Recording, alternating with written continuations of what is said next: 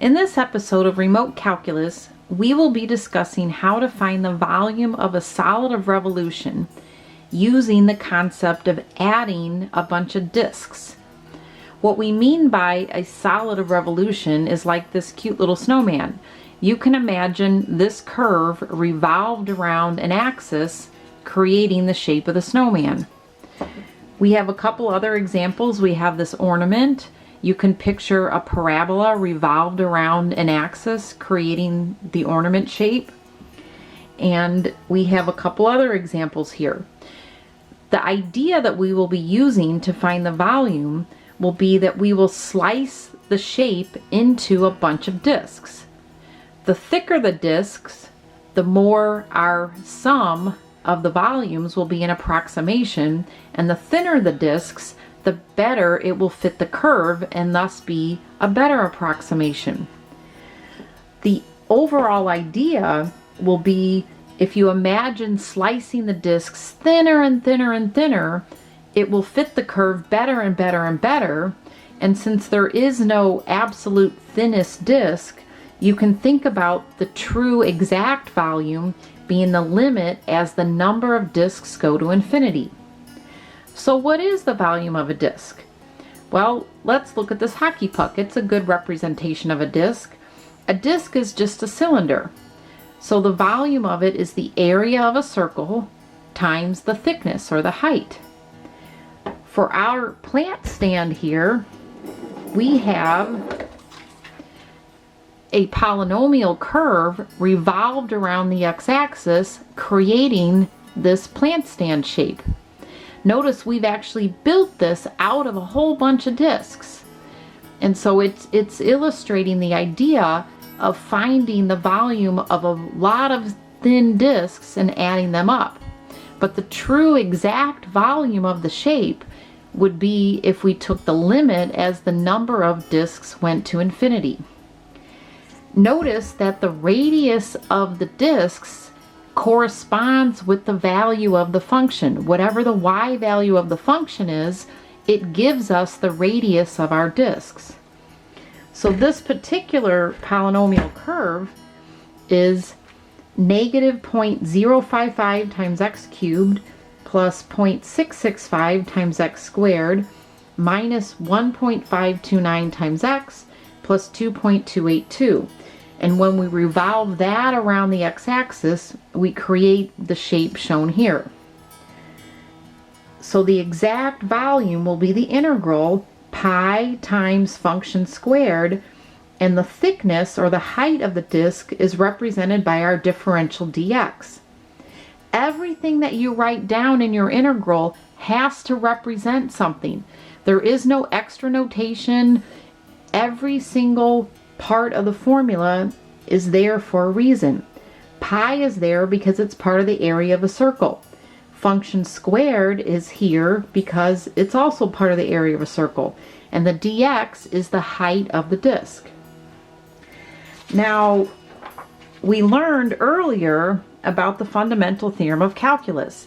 And the fundamental theorem of calculus says that the value of an integral is equivalent to the value of the antiderivative of the function that you're integrating at the upper and lower limits, and you find the difference.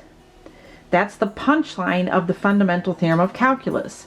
So interestingly, we could think of the volume that we're trying to find as numerically equivalent to the area underneath this curve. So what I mean by that is if I graph, so notice in my calculator, I have typed the formula that represents the volume of a disk. I've put in pi times that polynomial squared, and if I graph, I get the graph that represents pi times the polynomial squared. It's not the same as the curve that created the shape. It's a curve that is the function to calculate the volume of one of the disks. If I integrate that from 0 to 7, because that was our beginning and ending points, I get the value 257.17 approximately. That value between that curve and the x-axis is numerically equivalent to the volume that we're looking for. So our volume is that many cubic inches. The area underneath this curve is numerically equivalent to the volume that I'm trying to find. I use the calculator on this particular one. It wouldn't be that difficult to work this one out by hand, but you would have to square out this polynomial, and so you would have to distribute each term to every other term and collect all like terms. It would be quite messy. So that was a good one to have our calculator do the number crunching. Now this particular well, or particular plant stand, has a well carved out of it. So notice on the inside I've carved a well out, and the true volume is actually less than the 257.17 because I need to subtract out the volume of that well. So the shape of the well is formed by a square root function that starts at 2 because the well didn't go all the way through to the end, and it is given by 2 over the square root of 5 times the square root of x minus 2. So if I revolve that curve around the x-axis, I will get the shape of the well that's carved out. So its volume will be computed with the same logic. It'll be imagined cut out of discs. Pi times radius squared will be the area of those discs, and the differential dx is representing the thickness or the height of the disc. And I'm integrating only from 2 to 7 because that's where the well starts at 2. This is actually a pretty good one to work out by hand, but we'll double check the value on the calculator also. So I'm going to turn off the outside function and turn on the inside function. And that is a graph of pi times the function representing the curve of the well being squared. So pi times radius squared. Again, that's the function I've typed in. Notice it's pi and then the function squared. And if I run program number 7, which is our integrate program from 2 to 7, whoops, something went wrong here.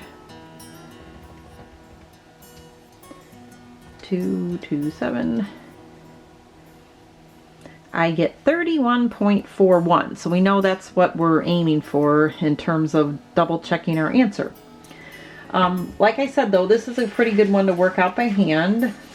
And if we square 2 over the square root of 5, you get 4 over 5. If you square the square root of x minus 2, you get the linear function x minus 2. And we want to find the antiderivative of x minus 2. So I use the power rule. I add 1 to the power and I divide by 2. I then plug in the upper limit of 7. I plug in the lower limit of 2. When I plug 2 in, that becomes a 0. 7 minus 2 is 5. 5 squared is 25. 5 times 2 is 10. 4 times 25 is 100.